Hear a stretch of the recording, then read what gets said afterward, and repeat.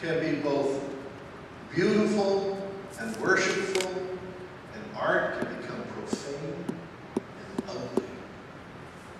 It's up to us to redeem the art. I got to tell you, dancing is not something you want to see me do. Never been coordinated enough to really pull it off. I remember in my sophomore year of college. It was the summer between freshman and sophomore year, and I went to my community college to get an English class out of the way. Heard they were doing a musical, so I went in just to sing in the chorus because I figured I'd be studying and doing working and all that kind of stuff. I didn't have a whole lot of time. And the Little Turkeys gave me the lead. And it was Guys and Dolls. And so the guy said, "Let me see you dance." I'm like, "I don't dance." He goes, "No, let me see you dance." I said, "I really?" He goes, "Just move to the music." And I'm like, "Okay, here we go." You know, I mean, that was really bad. It was just, so they had the girl dance around me, you know, that was how they got around it. But, you know, the thing of it is, that's just not been a part of my culture, not what I've done. Yesterday, I got to see my granddaughter dance. And you know what? Proudly, I will say, she's doing really good for a 5-year-old. In fact, she got pulled out for a special extra thing because she could. Of course, I won't worry about that shaking of the hips thing, but you know, we'll work on that. But you know, what I'm saying is, God has a way of redeeming what the world has stolen from us. Music, art, painting, graphics, dance, drama. It's all for our opportunity to praise and glorify our God.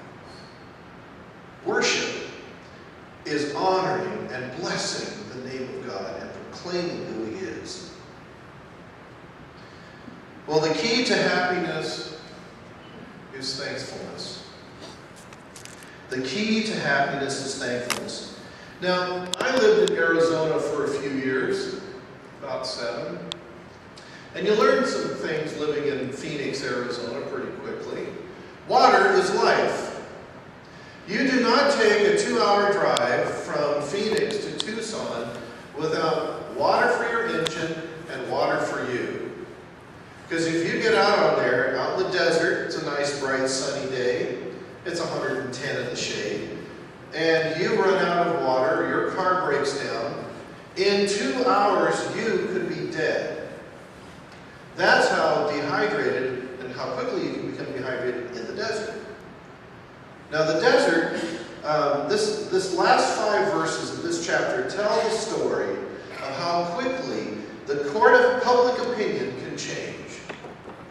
By this point, they have seen God cause 10 plagues against the Egyptians and on their behalf, and now, along with that, the destruction of Pharaoh's army. Put this in context. They've seen all this. It's impossible to imagine their water needs, but all trails follow two things. When you're on the, like you do the Oregon Trail, they always follow the rivers. And there is a spot on the Oregon Trail where you have to go about 7 days journey without water. And it ends up at this place they call Sweetwater. Because it's moved because you had to carry 7 days worth of water for you and your family and your horses and all that. Can you imagine for $2 million and all their livestock and their donkeys and their chickens and their everything they had, the amount of water they needed? So they finally get to Mara. They hadn't named it yet. It was just probably a lake of some sort. And they get there and they test the water and it's bitter, which means to them it's unhealthy. Did you know that there are 2 practical things that every traveling group needs? Water and salt. Those are the 2. If without those, eventually you end up dead on the road. Now, this is an interesting little trivia note. Before 1963 and all the major interstate highways, all of the highways in the United States began as deer trails. Because deer and livestock knew where the water and the salt were. And so the hunters would trail them on these trails, and after a while people would begin to live along those trails, and they would actually be near areas of where there's salt, because salt is part of life. One more piece of trivia and I'll move on. When you are in England and you hear the last name part of the name of the city is ICH, it means that there's salt nearby. Salzburg in Germany, what does that mean for? Salt. Salt is a major component of survival, and I've been wondering if if the apocalypse occurs and all our infrastructure falls apart, where do you get salt around Portland? There has to be salt near here, or else people wouldn't have camped here and survived here. Of course, you could do like Lewis and Clark. They went to the ocean, the seaside, and they boiled the salt out of the ocean. Now, traveling about in the desert, you always have to take water. The Israelites were once again frightened, worried, and complaining. This signifies just how little they trusted God and Moses. Remember, they've seen the 10 plagues. They've experienced God rescuing them. They just sang this beautiful song of how awesome and powerful God is, and they get to the water and they go, Moses, are you for real? Did you bring us out here and now we're just going to die? Number 2, bitter water made sweet by the tree and the cross. Bitter water meant water that was unhealthy to drink. They called this place Mara, or bitter water. And God heard Moses' plea and gave him a tree branch. That's an unlikely thought. I mean, why?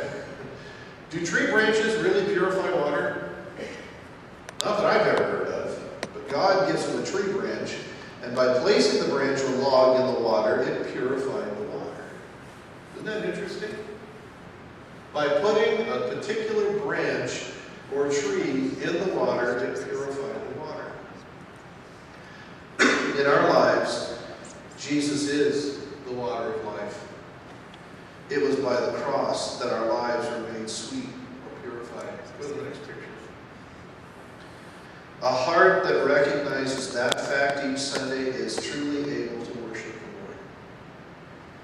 It is by that tree in our lives that our hearts and our lives are made pure and no longer bitter. And as we are thankful, and as we have a heart of gratitude towards God, it transforms us. Number 3, thankfulness changes the way we feel and live. Amen, Cecilia, preaching. We are encouraged to pray in all kinds of prayer and to give thanks, according to Philippians 6:4-6-7. Pray all kinds of prayers, but make sure you give them a prayer of thanksgiving. Giving thanks not only changes our mood, but reminds us of our trust in Him. Our complaints may be accurate and at times cause things to change. However, they always cause more damage than they do help. Do you know that when you start into complaining about things and you get into a habit of complaints, do you know what happens to people around you? They stop listening. They really do. No matter how loud you complain. In fact, the louder you complain, the less they want to listen to you. It is so true, and yet we keep playing the same game over and over.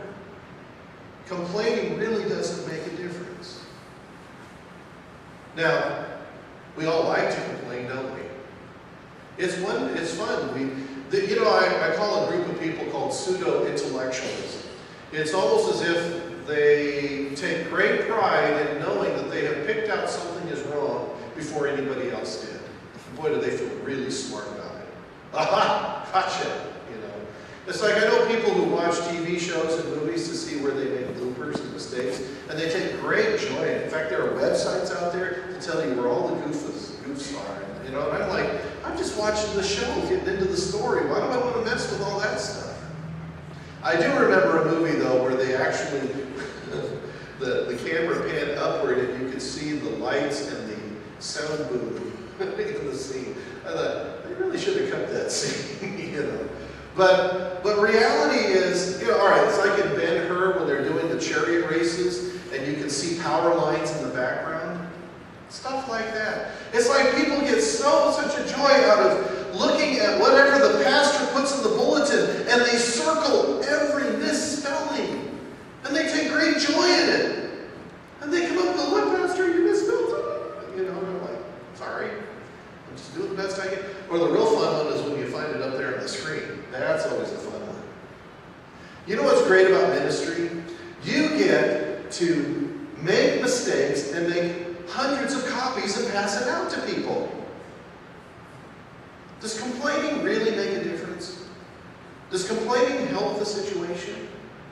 Now, sometimes it's good to come along with a friend and say, I got to help you out here. I love you. You're important to me. This isn't probably going the right way you want it to go. I can understand that. But somehow we get into this mindset that complaining, every time God does something for the Israelites, and then the next problem comes up, what do? They complain. Our complaints damage group morale, personal confidence in leadership, and ultimately makes you wonder if God is really doing his job. The children of Israel regularly complained, and we will see as we continue to study Exodus that God takes some severe action towards those who complain too much. Even God has a line that he drew in the sand. And if you don't think he didn't, consider what happens when Moses is being complained about, and there's fire, and there's opening up of the earth, and oh my goodness. Real peace and happiness come from a heart full of gratitude. Like the woman who washed Jesus' feet, with her tears, or the man born blind, their hearts were full of gratitude because of being forgiven and being healed. How is your attitude toward being thankful? Listen to this last illustration, and then we'll go to the conclusion section. You ready? Gratitude is nothing less than the key to happiness. For this penetrating insight into gratefulness, I am grateful to Dennis Prager, author of the shrewd and perspective, "Happiness is a Serious Problem." There is a secret to happiness, Prager writes, and it is gratitude. All happy people are grateful, and ungrateful people cannot be happy. We tend to think that it is being unhappy that leads people to complain, but it is truer to say that it is complaining that leads to people becoming unhappy. Become grateful, and you will become much happier. This is a keen observation, and it helps explain why the Judeo-Christian tradition places such emphasis on thanking God. The liturgy is filled with expressions of gratitude. It is good to give thanks to the Lord, begins Psalm 92. Why? Because God needs our gratitude? No. Because we need it. Learning to be thankful, whether to God or to other people, is the best vaccination against taking good fortune for granted. And the less you take for granted, the more pleasure and joy life